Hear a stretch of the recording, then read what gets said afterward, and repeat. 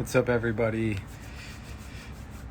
Jumping on here for a spontaneous live event, and what I feel called to talk about, maybe rant a little bit about, is what I see happening quite a lot in spiritual communities, the social media interwebs of these kind of popular terms that get thrown around and often bastardized and weaponized.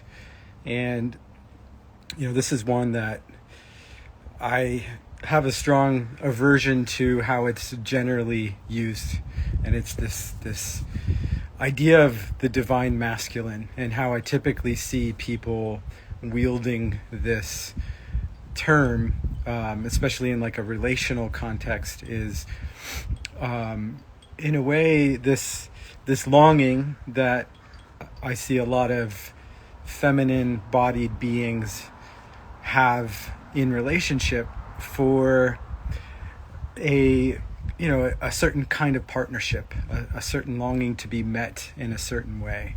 And when we use terms like divine masculine, it actually creates this disconnect in relationship, because we have our counterparts in the form of a human being that is a full spectrum human being that has their wounds, and their stories and their history and their trauma that they're carrying around in their backpack and bringing into relationship. And when there's this spiritualized concept of divine masculine, there can be kind of a dismissing of the humanness of a man.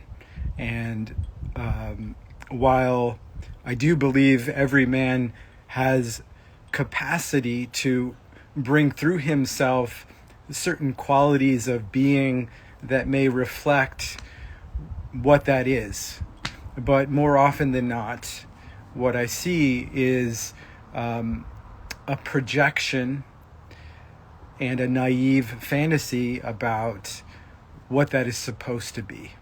And often that's stemming from an immature father wound, this kind of white knight, save me, rescue me, damsel in distress way of being that some women are operating from. And so, I would say for an emotionally mature woman to attract an emotionally mature man, she really needs to embody the equivalent. And what tends to happen is, and this probably happens on the male end of the spectrum in its own way, but slightly differently. I think men, their standards are there's a different grading system for what they hold as important, especially relationally.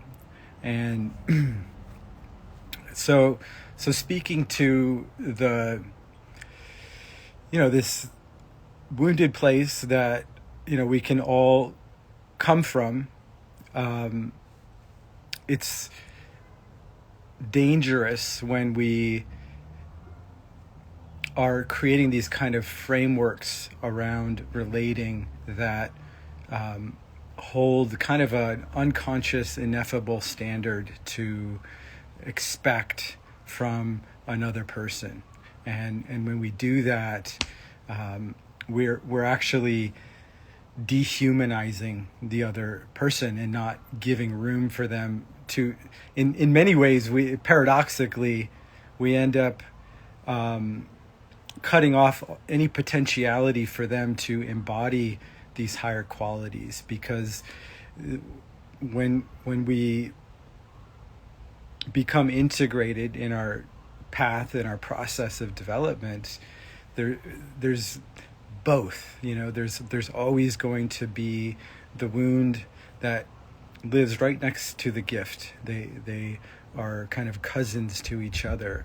And if we don't make room for the wound, we cut off access to the gift. And this happens both on an internal process, how we treat ourselves, and then how that then gets projected out into relationship. And so, if you're holding this kind of standard and you've got your kind of list of attributes of what you're expecting in a man, consider how this checklist might actually be pushing away any potential partners that could actually meet you and love you and take you to deeper places. And I think it's our work collectively to show up in relationship with honor and respect for one another and where we come from, because none of us is infallible. We all have our stories, our wounds, the parts of us that go unconscious, and our work is not necessarily to be unconditionally loving of them, but to bring empathy and understanding. And in that space, that's where relationship can become this kind of alchemical crucible for transformation. And that is the potential gift of relationship. We're never going to meet a partner that has, fully ascended to some, heights of beingness that they've got all their shit together, right? We attract people to actually reflect back what's unconscious in us. And that is the gift of relationship. And if we are not showing up to relationship to eventually learn to take ownership of that unconsciousness or those shadows, then we are missing the boat. We're missing the opportunity. The relationship, as my friend Dolphin Casper coined recently, it's a vehicle. It's a vehicle for transformation, and we can be on board that ship and take turns as to who's captaining that ship, and that leadership, that relational leadership, really comes down to who in the moment has the most regulated nervous system. Whoever has the most regulated nervous system is going to have the most awareness in the moment. And it's not a hierarchical thing. It's just who has more capacity to steer effectively. And the trick that I see often in relationship is when both parties, both individuals, are in this dysregulated state. Both people are triggered, right? And hopefully even in those moments, one party has the awareness and the discernment to say, hey, let's take a pause right now. Let's step away and let's come back together when there is more capacity to be present. There is more availability for empathy, and we can really connect.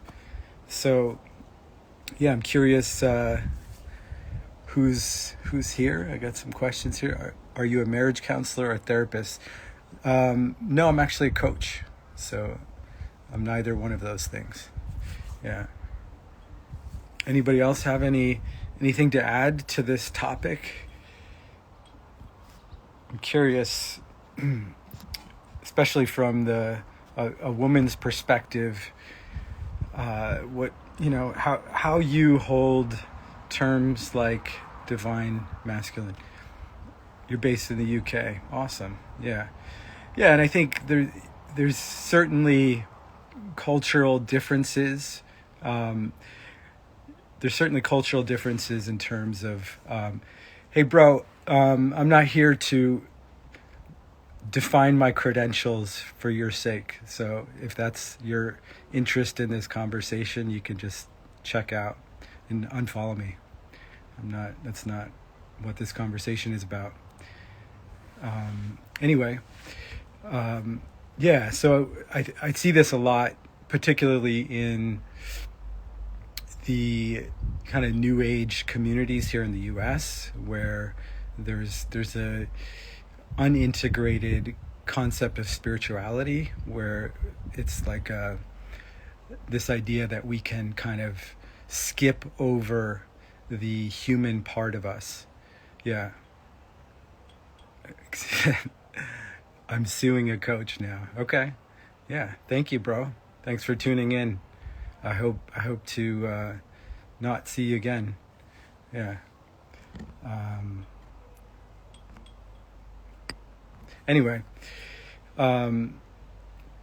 so I think there's a lot of people, just like in this situation with this guy calling me BS. Like what happens in relationship is we can we have our unconscious pain and our unconscious wounds, and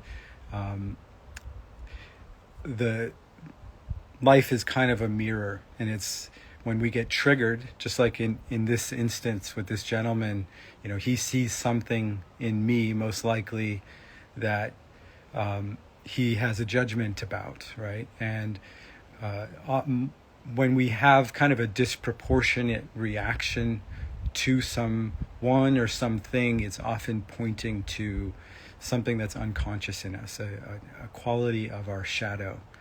And then if we're not willing to take ownership of that, which sometimes takes a little while, seeing it consistently enough, sometimes it takes 3 or 4 relationships where we're like, oh yeah, this seems familiar. I've been through this before, right? And, eventually, if we're willing to take ownership of those projections, it actually becomes something that we can kind of, I like to call it digesting the shadow, where we start to eat our own shadow. And that, digestive process allows the gift of that shadow to then come through us into a new expression. So it's like we're not, the shadow is not about like, how can I get rid of this part of me? It's not about getting rid of anything. In fact, that's what actually creates the shadow. It's whatever we want to pretend like doesn't exist in us. The truth is, like, we all have the capacity for everything that exists on the spectrum of human expression and consciousness. So, but what particularly points to those shadow pieces that need our attention is where we get, super triggered and reactive, and we want to blame, and we want to say that's them, right? And that's a beautiful opportunity to kind of reclaim. It's a reclamation of that part of us. And the work, from my perspective, the work of this life is about wholeness. It's about integration. It's about, how do I become a whole human? And this is one piece of that. And relationships can point to where we are unwhole, right? So anyway, I'm just checking in on these comments here. Hold space and acknowledge that yeah, absolutely. When we can hold space and acknowledge when we're triggered, right? That is powerful. That is a space of power, because it's that humility that invites an opening for growth and evolution, right? So we need to be humble. We need to acknowledge. And that's where we can change the game a little bit.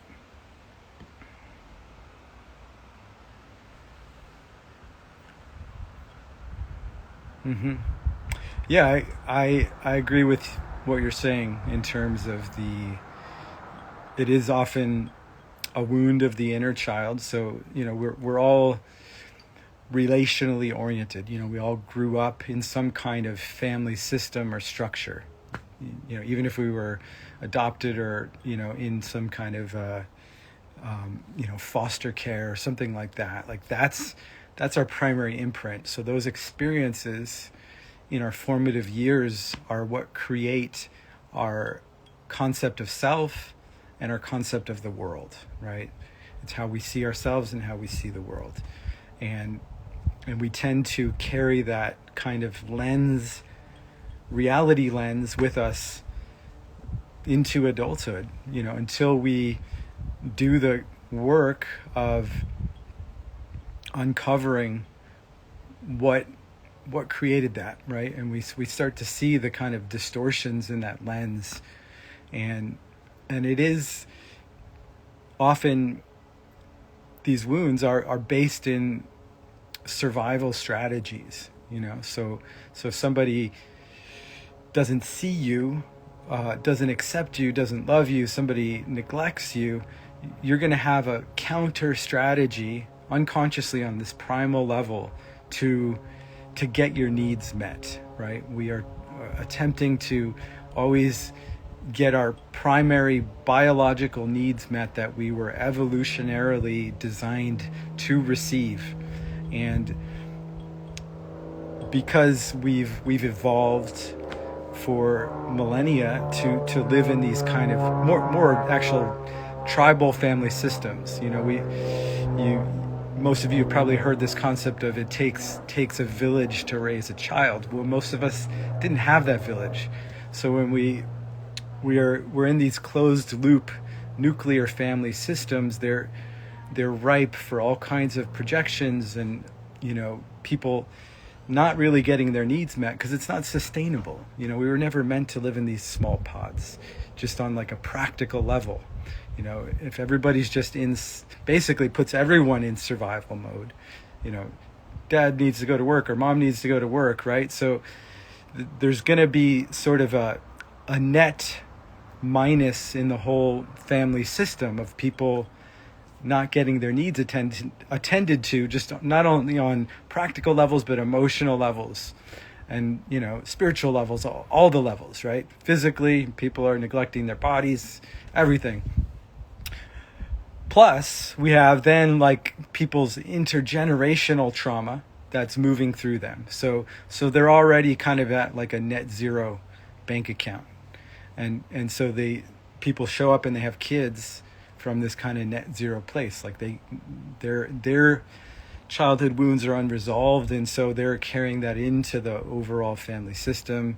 And what naturally happens from that place is more wounding, so if there's kind of a deficit in the mother, for instance, and that deficit could come from like a partner that's not able to meet them, and in that deficit then gets projected onto the kids, right? Like some mothers will overcompensate for that deficit by giving too much and kind of enmeshing themselves in their children. That creates its own kind of trauma and wound, right? So in many ways, we're just kind of passing the hot potato of our pain onto each other, which is why we need to take responsibility. So if we want to have healthy relationships, we got to deal with our childhood stuff. But here's the thing, is like we don't need to have it all dealt with before we get into relationships. But we do need to choose a partner. And this is coming back to my original point. We need to choose a partner that gets, on many levels, that relationships are not about some fucking fairy tale. They're about evolution. They're about awareness. They're about growth. They're about transformation. That's why we are in relationship. It's not just about warm, fuzzy, feeling good. It's not about being comfortable. It's about seeing relationship as something that takes us to a new level of consciousness. And once we can do that and we start to heal some of these emotional wounds from the past, and we learn how to create safety for one another, we kind of just take care of some of these basic needs, which, there's a lot more I have to say about, the need for more than just the relationship to meet our needs. But for the time being, we can create a kind of relationship that really meets us in a deeper place. And and we do need to connect with each other in those spaces and not just have these kind of fantasy projections of the what ifs, or and then hold some kind of standard to our partner that is not based in any kind of realness and humanness. And that's where real love can blossom. Yeah. Anyway, just checking in on the comments here. This is not about suffering. Yeah. Thanks, Christy. It's good to see you here. I love, by the way, you're an amazing writer, and I love seeing your content on Facebook. You guys check out Christy Share, if I'm saying your last name right, because she really has done a lot of work in depth. Speaking on this with my friend, it's funny to be reading these concepts while I'm these comments while I'm filming here. I'm not a great multitasker, everybody. I was speaking on this with my friend. Often women generally open up emotional releases with each other, whereas a lot of men carry their own emotional energy. Yeah. I thank you for saying that. Yeah, men don't often have spaces, which is hence why I do men's work and I hold spaces for men to do this work, because men are carrying a lot of pain, and we need containers where men can bring the load of that, right? Because oftentimes there's a big backload of unkempt emotional material that needs to be held, and the way that men process that might be a little bit different than the way that women process that. So we need spaces for men to explore their full range of emotional expression, which in many ways some women may not have the capacity to hold. It's often, there's a lot of rage work that men need to do to really move this kind of primal energy through their bodies, because that's how we do the emotional release. And underneath that there's grief, but sometimes a woman's nervous system might not be able to tolerate that amount of energy. Similarly with a man holding space for a woman, sometimes he doesn't have the capacity himself to hold the energy that she's bringing up. That's why he might check out and not be able to be present, or want to kind of escape somewhere into like work or his phone or whatever. And so I think we need to respect each other's capacity to some degree, encourage each other to create a bigger container. And that's why we need community. That's why we need a sense of tribe to hold that bigger container that can hold that big energy, right? And we can get that also from like a coach or from a therapist or a close friend. But there is something that I would say about the bigger the container, right? And the tighter the container. So when you have a group of people, there's a bigger kind of energetic container, an energy field that can process more nervous system energy, and that's where we can move through some of those deeper expressions and experiences of our trauma. Yeah. So I appreciate everybody being here. It's good to share and get your reflections. I think I'm almost complete here, unless anybody has any questions, anything that's stirring in them from this conversation, this share. So just to kind of bring some summary to my share here.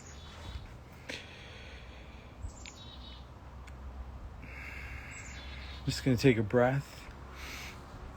I just want to speak to the emphasis of the need, like Miss Soulgasmic Ascension. I love that name. About the need for village. The need for village. I think I don't know if it was FDA or some big organization just declared that we're in this loneliness epidemic.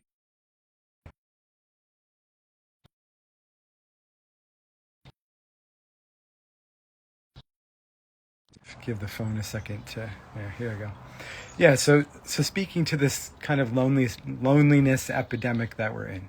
So, I think men are suffering the most around this. And the way men have been conditioned in our society is that when we're suffering, we tend to isolate, we tend to close off because we're told to be strong, to be tough, to get it together, and that you really shouldn't show the parts of you that feel inadequate in some way.